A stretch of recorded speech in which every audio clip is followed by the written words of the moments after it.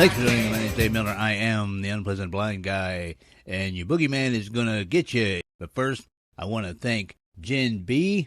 and Anna H8321 from the Twitter for kind comments about the last show. Now, let's boogie on into this show. At this time, we're going to do things a little bit differently than usual. Hopefully next time we'll be back to the normal format. What I want to talk about this time is a story that has been kind of done to death by everyone else, but I'm going to cover it from a different angle. Now, this is a program for progressives. So, if you're a listener to this show and you're not a progressive, please share this one particularly with progressives, because this is an issue that doesn't just concern conservatives and libertarians. This concerns progressives, Democrats, whatever they want to call themselves. And those are the people that I want to address in this show. Now, I'm going to read briefly from a story from something called Adweek, but it is other places that people can look around for. I'm going to post this story at UBG Contact on the Twitter, the same place where people can post questions, concerns, comments, awesome American suggestions, anything they'd like that they wish to contact me with. Headline: FCC backs off study of newsroom editorial practices. Now, this is by someone named Katie Bachman, and it's updated February the 20th. Federal Communications Commission told GOP lawmakers that the agency has, quote, no intention, unquote, of interfering in the editorial decision-making of broadcast stations and newspapers. In a letter released today, FCC Chairman Tom Wheeler confirmed that the agency is working on revisions to the Critical Information Needs Study, which, as part of its conclusions, called for researchers to enter newsrooms and inquire about how editorial decisions were made. The Commission has no intention of regulating political or other speech of journalists or broadcasters by way of this research design, any resulting study, or through any other means, Wheeler wrote.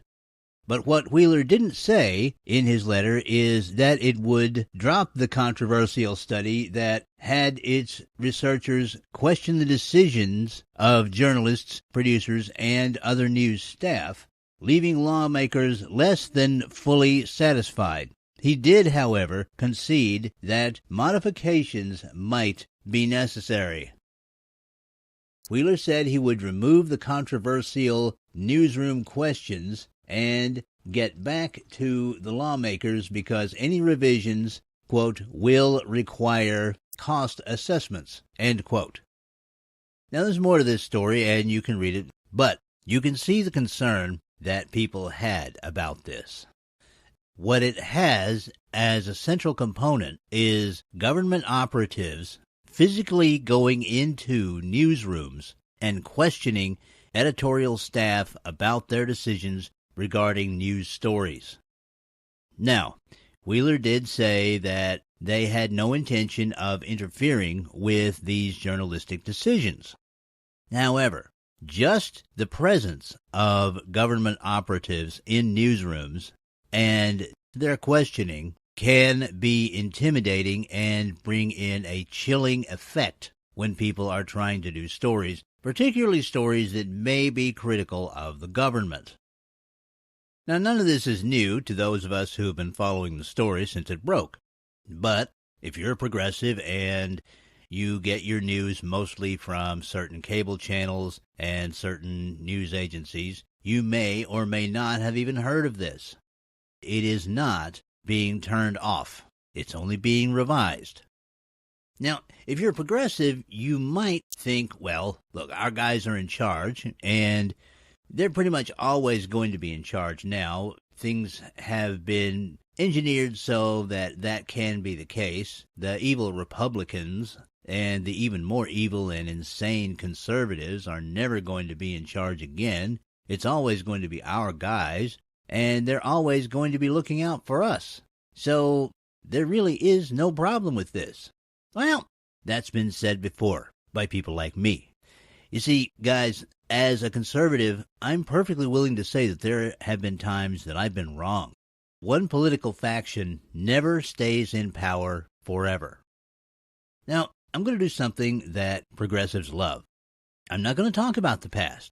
I'm not going to talk about history. I'm going to talk, really, about the future. I'm going to take you into the future. We're going to go forward together. You ready? All right. Let's go to election night, 2016.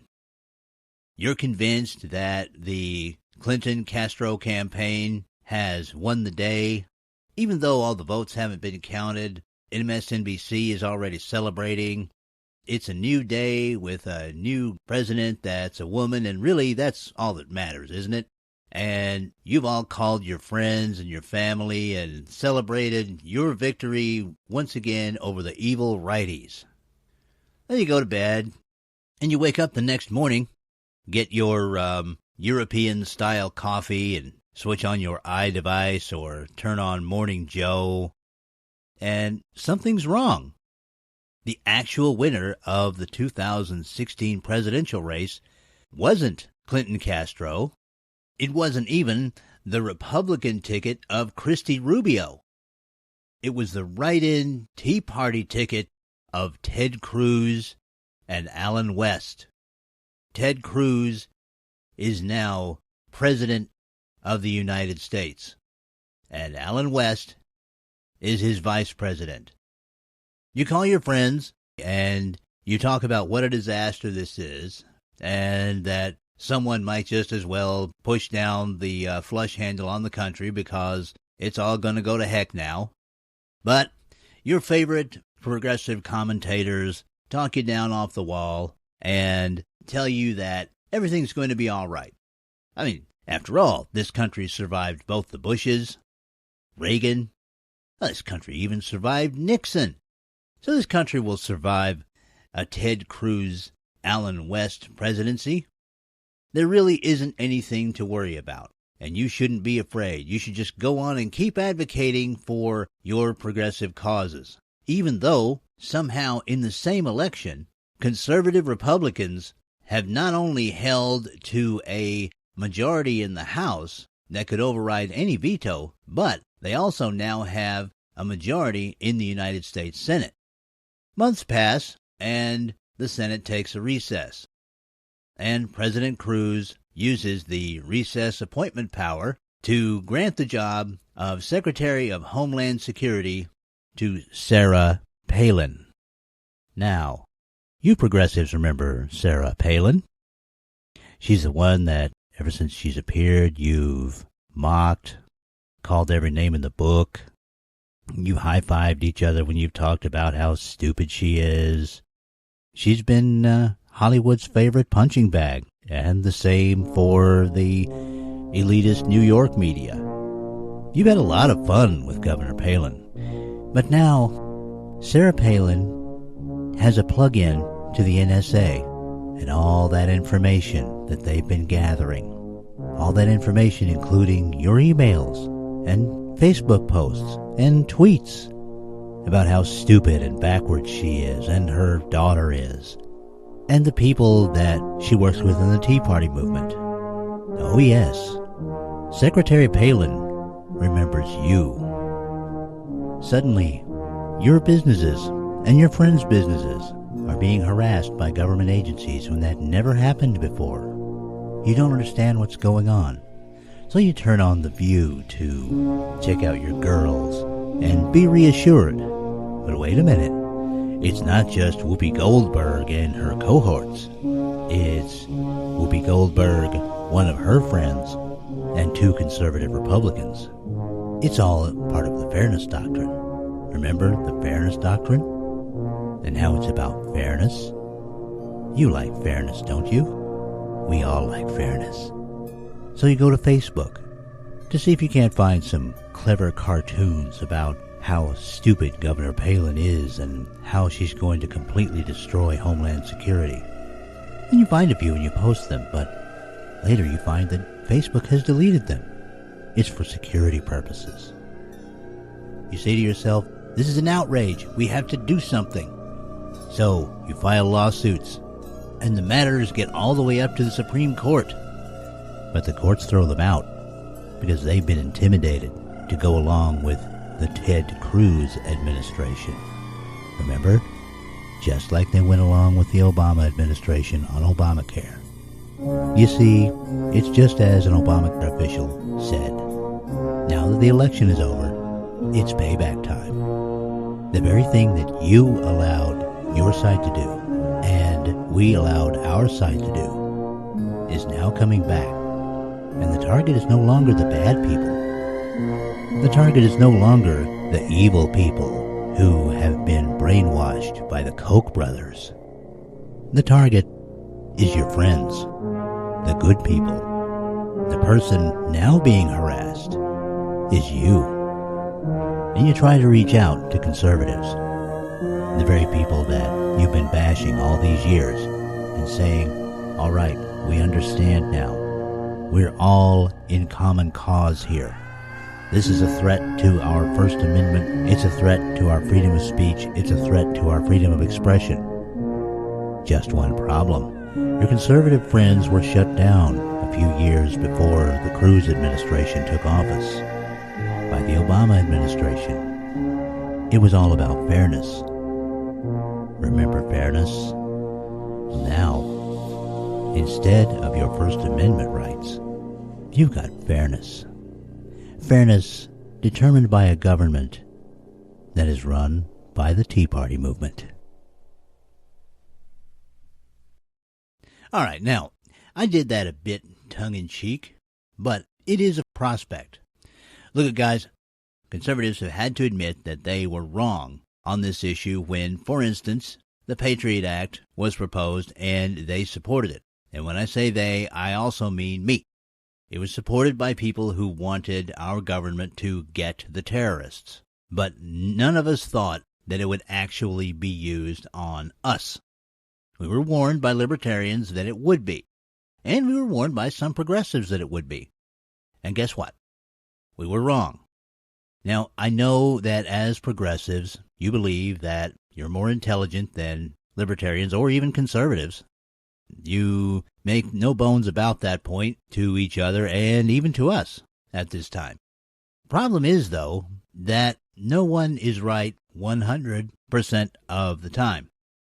And if you are supporting this incursion into our newsrooms by the government for whatever fluffy reason they choose to put on it, then you are supporting the demise of the First Amendment.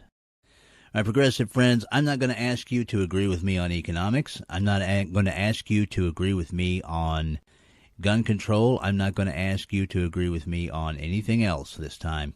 All I'm going to say is that this is an issue that affects us all, and it can be stopped before it's too late. And what you can do is use your influence as progressives through your progressive groups to petition the government to stop these invasions into our newsrooms by the FCC. Because in the end, it's been proven that when a government begins this sort of thing, it doesn't stop with the initial boogeymen that they put out as the bad guy who need to be monitored and need to be regulated. Eventually, it comes around to everyone. And in this case, eventually it will come around to those who the progressives believe are the good people. That's it for this time. Next time, hopefully we'll get back to the regular format. If you're progressive and you've listened through this, I want to thank you for setting aside your dislike of conservatism and conservatives long enough to give this a chance. And I want to ask you to consider this. Don't just dismiss it out of hand. And then go and question. Question your leaders. Question the people on that favorite cable channel that you watch. Question your girls from The View. And make sure they know that this attempted breach of our First Amendment rights is absolutely unacceptable and that you will not stand for it, even if you have to stand with people that you personally find disgusting. I appreciate everyone who listens. If you're an atheist or an agnostic, have a nice day. And if you worship God, may He go with you. Goodbye.